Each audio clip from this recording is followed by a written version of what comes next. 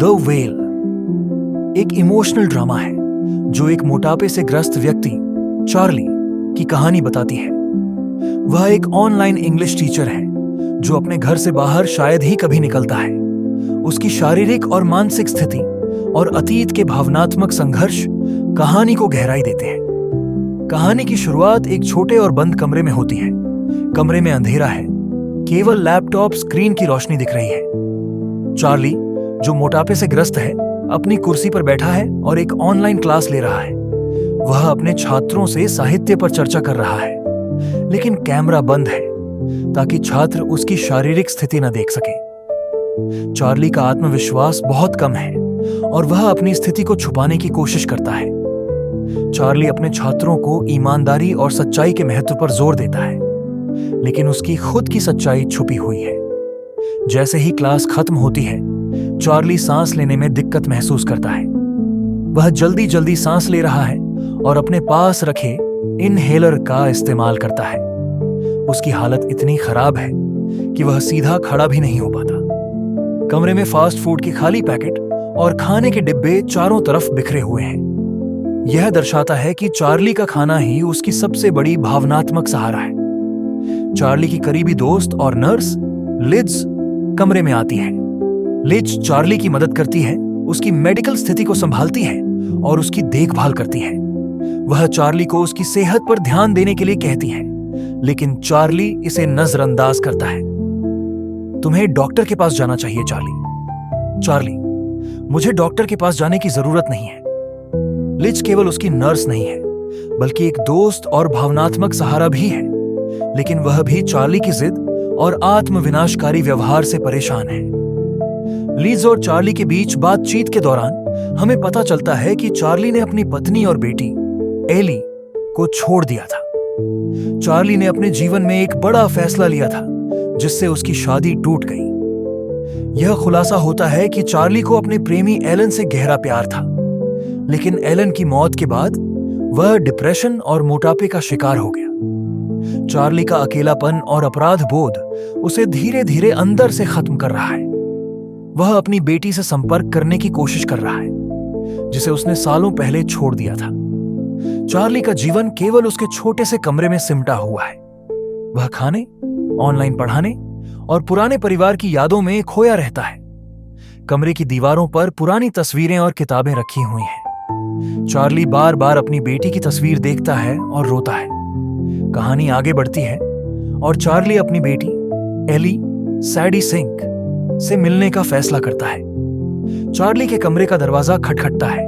वह थोड़ा झिझकते हुए दरवाजा खोलता है। सामने एक किशोरी लड़की खड़ी है, जिसका चेहरा गुस्से और नफरत से भरा है। एली को देखकर चार्ली भावुक हो जाता है, लेकिन एली ठंडी और रूखी नजर आती है। चार्ली, तुम्हें देखना चाहता था एली। एली, अब क्यों? इतने सालों तक कहां थे? यह पहली बार है जब दर्शकों को एली के गुस्से और चार्ली के अपराध बोध का पता चलता है। चार्ली के पास अपनी बेटी को छोड़ने का पछतावा है, जबकि एली को अपने पिता से गहरा गुस्सा है। एली अपने पिता को ताने मारती है और उनकी हालत का मजाक उड़ाती है। वह कहती है, तुमने मुझे और मां को छोड़ दिया और अब तुम मुझसे उम्मीद कर रहे हो कि मैं तुम्हें माफ कर दूं। चार्ली उसकी हर बात को चुपचाप सुनता है, क्योंकि वह जानता है कि वह सही है। वह एली से कहता है कि वह उसका भविष्य बेहतर बनाना चाहता है। चार्ली, मैं चाहता हूं कि तुम मुझसे जो भी गुस्सा हो उसे कह दो, लेकिन प्लीज मुझसे दूर मत जाओ। यह खुलासा होता है कि चार्ली ने अपने परिवार को एलन के लिए छोड़ दिया था। कहती है कि उसने और उसकी मां मैरी ने चार्ली के बिना बहुत संघर्ष किया। एली, तुमने हमारे लिए कभी परवाह नहीं की। तुम्हारी वजह से मां टूट गई। चार्ली जवाब नहीं दे पाता, लेकिन उसकी आंखों में आंसू झलकते हैं। चार्ली एली को पैसे देने का प्रस्ताव करता है।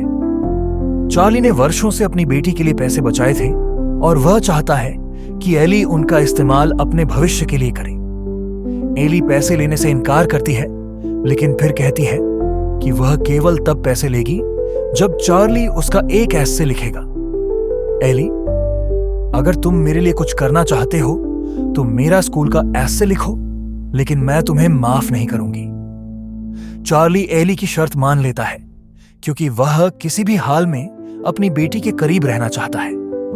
एली के जाने के बाद चार्ली उसकी पुरानी तस्वीरें देखता है और रोता है। वह खुद से कहता है कि मैंने उसे निराश किया, लेकिन अब मैं सुधारना चाहता हूं। चार्ली का अपराध बोध और एली के साथ अपने रिश्ते को सुधारने की कोशिश कहानी की भावनात्मक जड़ है।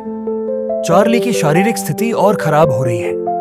उसे सांस लेने में दिक्कत होती है और वह ज्यादा समय बिस्तर पर बिताने लगा है। चार्ली अपने दुख और अकेलेपन से निपटने के लिए लगातार जंक फूड खा रहा है। लिज उसे बार बार डॉक्टर के पास जाने के लिए कहती है, लेकिन चार्ली इनकार कर देता है।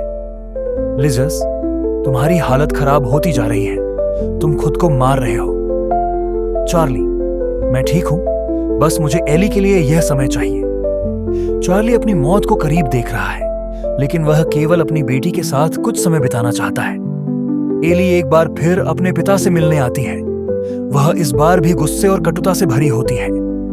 एली, तुम्हें क्या लगता है मैं तुम्हारे साथ समय बिताऊंगी और सब भूल जाऊंगी? चार्ली उसे शांत करने की कोशिश करता है। चार्ली, मैं बस तुम्हें जानना चाहता हूं एली, तुम्हारे बिना सब अधूरा है। एली का गुस्सा उसके शब्दों में झलकता है, लेकिन उसके चेहरे पर उसकी अंदरूनी तकलीफ दिखती है। वह अपने पिता से नफरत करना चाहती है, लेकिन उनके प्रति कुछ भावनाएं उसे रोकती हैं। चार्ली एली के बचपन की एक तस्वीर दिखाता है और उसे याद दिलाने की कोशिश करता है कि वह उससे कितना प्यार करता है। लिज और चार्ली के बीच बातचीत में खुलासा होता है कि एलन चार्ली का प्रेमी, धार्मिक दबाव और परिवार के कारण गहरे डिप्रेशन में चला गया था। एलन ने आत्महत्या कर ली थी और उसकी मौत ने चार्ली को भावनात्मक रूप से तोड़ दिया था। लिज, तुमने उसके लिए सब कुछ छोड़ दिया, लेकिन वह इसे सहन नहीं कर सका और अब तुम भी अपनी जान गंवा रहे हो। यह दृश्य दिखाता है कि चार्ली की हालत केवल शारीरिक नहीं, बल्कि गहरे भावनात्मक दर्द का परिणाम है। एली और चार्ली के बीच एक छोटी सी सकारात्मक झलक दिखाई देती है। एली का कठोर व्यवहार थोड़ा नरम होता है। चार्ली, तुम मेरी सबसे बड़ी खुशी हो एली। एली जवाब में कुछ नहीं कहती, लेकिन उसकी आंखें गीली हो जाती हैं। वापस आती है, लेकिन उसका रवैया थोड़ा बदल जाता है। वह अपने पिता से सवाल करती है, लेकिन उसका स्वर इस बार नफरत के बजाय जिज्ञासा से भरा है। एली, तुमने मां और मुझे क्यों छोड़ा? क्या तुम हमें प्यार नहीं करते थे? चार्ली भावुक होकर जवाब देता है, चार्ली, मैंने हमेशा तुमसे प्यार किया है एली, लेकिन मैं उस समय खुद को भी नहीं समझ पाया। चार्ली एली का स्कूल का ऐसे लिखने में मदद करता है। जब वह एली की पुरानी लिखावट पढ़ता है तो उसे एहसास होता है कि एली के शब्दों में गहराई और दर्द है। चार्ली, तुम एक बेहतरीन लेखिका हो एली, तुम्हारे शब्द सच्चे और ईमानदार हैं। यह पहला मौका है जब एली चार्ली की तारीफ को स्वीकार करती है, भले ही वह इसे छुपाने की कोशिश करती है। चार्ली की हालत और खराब होती जा रही है। वह चलने फिरने में असमर्थ हो गया है और लगातार खांसता और सांस के लिए जूझता रहता है। लिज उसकी मदद करने की कोशिश करती है, लेकिन वह खुद को असहाय महसूस करती है। लिज, तुम डॉक्टर के पास क्यों नहीं जाते? तुम क्यों मरना चाहते हो? चार्ली, मैं चाहता हूं कि जो समय बचा है वह एली के साथ गुजारूं। एली अपने पिता की बिगड़ती हालत देखती है और उसका गुस्सा थोड़ा पिघलने लगता है। चार्ली एली को अपने जीवन का सबसे बड़ा रहस्य बताता है। उसने अपनी पत्नी और बेटी को क्यों छोड़ा और एलन के साथ अपने रिश्ते के बारे में सब कुछ खुलासा करता है। चार्ली, मैंने तुम्हारी मां को बहुत दुख दिया, लेकिन मैंने तुम्हें कभी छोड़ने की कोशिश नहीं की। मेरे पास वापस आने का साहस नहीं था। एली के चेहरे पर दर्द और गुस्से का मिश्रण दिखता है। चार्ली और एली के बीच धीरे धीरे भावनात्मक संबंध बनने लगता है। चार्ली एली के बचपन की यादें साझा करता है, जिसमें वह बताता है कि उसने कैसे एली की पहली कहानी पढ़ने के बाद उसे प्रोत्साहित किया था। चार्ली, तुम मेरी सबसे बड़ी प्रेरणा हो एली, मुझे हमेशा तुम पर गर्व था। यह सुनकर एली थोड़ी देर के लिए शांत हो जाती है। चार्ली की हालत अब इतनी खराब हो चुकी है कि वह बिस्तर से उठ भी नहीं सकता। वह एली को अपने पास बुलाता है और कहता है कि वह उसे एक आखिरी बार से देखना चाहता है। चार्ली, मैं बस चाहता हूं कि तुम जानो कि मैं तुमसे कितना प्यार करता हूं। एली भावुक हो जाती है, लेकिन वह अपने आंसू छुपाने की कोशिश करती है। चार्ली एली को अपने पास बैठने के लिए कहता है। उसकी आवाज धीमी और कमजोर हो चुकी है। वह एली से कहता है कि उसे अपने जीवन में ईमानदार और सच्चा रहना चाहिए। चार्ली, दुनिया में कुछ भी हो जाए, हमेशा अपने आप पर विश्वास करना। तुम बहुत खास हो एली। यह दृश्य दर्शाता है कि चार्ली अपनी बेटी को अपने आखिरी शब्दों से प्रेरित करना चाहता है।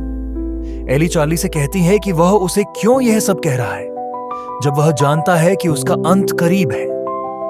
एली, तुमने मुझे और मां को छोड़ दिया और अब तुम चाहते हो कि मैं तुम्हें माफ कर दूं।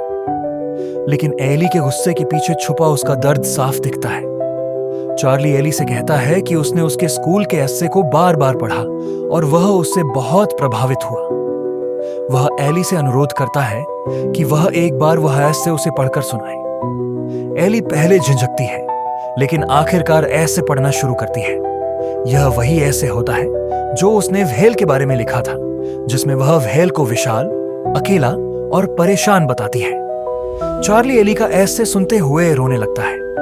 वह कहता है कि यह उसकी सबसे प्यारी चीज है और उसने इसे अपने जीवन में सहेज कर रखा।